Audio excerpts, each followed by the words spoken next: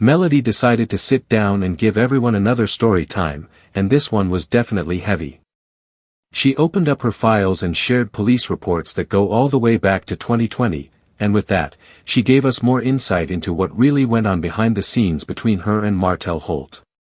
This wasn't just random drama or internet rumors. These were reports, paperwork, and memories of real events that left her shaken. She said it was time to let it all out because she is no longer covering for Martell, and she is no longer trying to keep up appearances for the sake of peace. In this particular story time, Mel went over several incidents, and one of the first ones she talked about involved something that might sound small on the surface, but it quickly turned into something serious. She explained that back in 2020, Martell had asked her to bring him some laptops, and in return, he was supposed to give her Christmas lights. Now, for most people, that would just sound like a simple exchange. But the way Martell handled it showed the kind of games he liked to play. According to Mel, when she arrived with the laptops, Martell decided to be difficult. He refused to give her the lights and basically started messing around with her, acting like he was in control and could do whatever he wanted. Mel described how this exchange, which should have been nothing more than a small back and forth, escalated into something serious enough to end with a police report. She even hurt her nail during the situation. What stood out the most was how Martell used these moments to push her buttons, to frustrate her, and to show that he wasn't interested in making anything smooth or easy. Instead, he thrived on turning little things into big problems. That was the first report, but it definitely wasn't the last. Mel also shared how Martell used threatening words in another situation, words that stuck with her because of how violent they sounded. She recalled how he had told her something shocking, even talking about getting a weapon and using it against her. She admitted that she had to leave the house quickly because of how alarming it was. Hearing her recount those details was hard because it shows how much she had to hold in for so many years. As she told these stories, people in the live chat and comments were reacting strongly.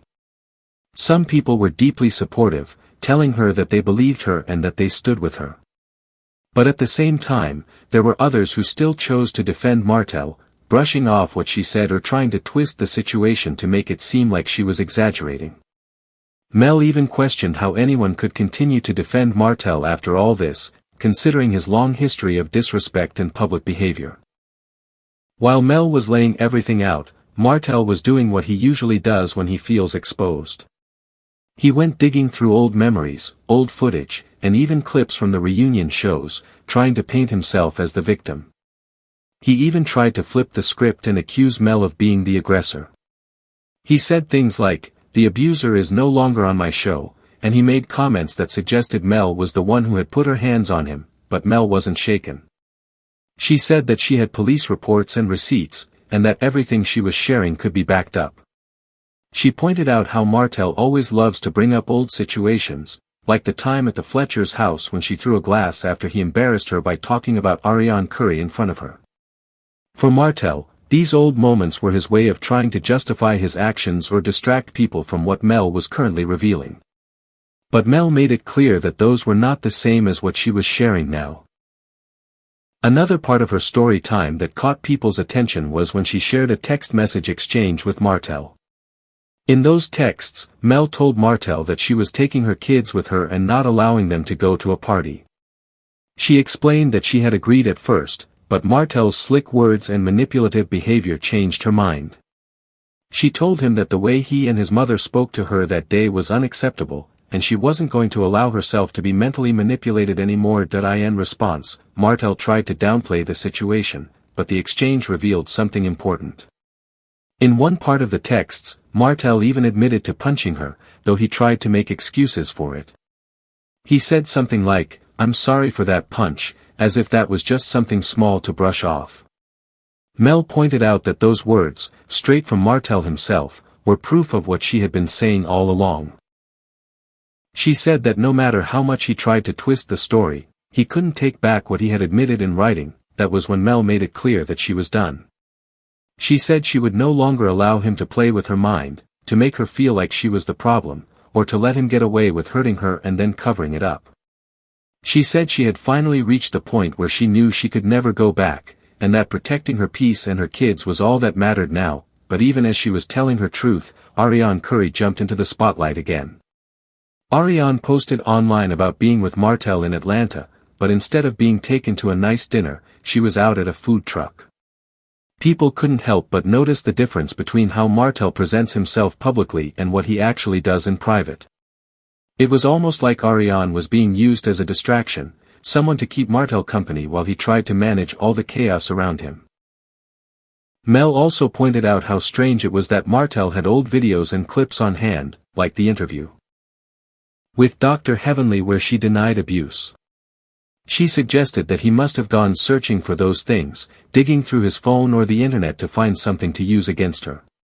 She questioned why he was spending his time trying to tear her down instead of focusing on being a better father or working on his businesses, like the Muscadine wine company he has. The story time ended with Mel saying that there is no going back for her.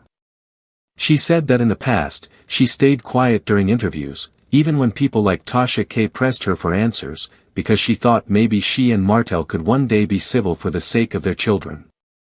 But now, she knows that will never happen.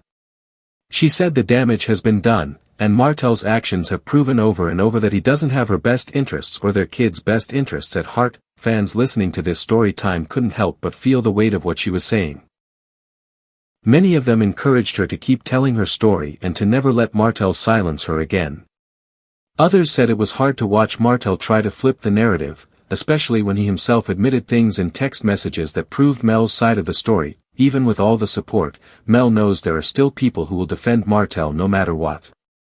But she made it clear that she is not living for those people anymore. She is living for her truth, for her kids, and for her peace. And if sharing these reports, these texts, and these memories helps her release the pain she has been carrying, then she is going to keep doing it. Mel also reminded everyone that what she shared was just a part of what she has. She said there are still many things she has chosen not to reveal, and she doesn't know if she ever will. But what she has shared already was enough to show the patterns of manipulation, disrespect, and control that she endured for years. The story time ended with her saying that she is done protecting Martell, done covering for him, and done letting him play the victim. She said she is standing strong, and for the first time, she feels like she is free.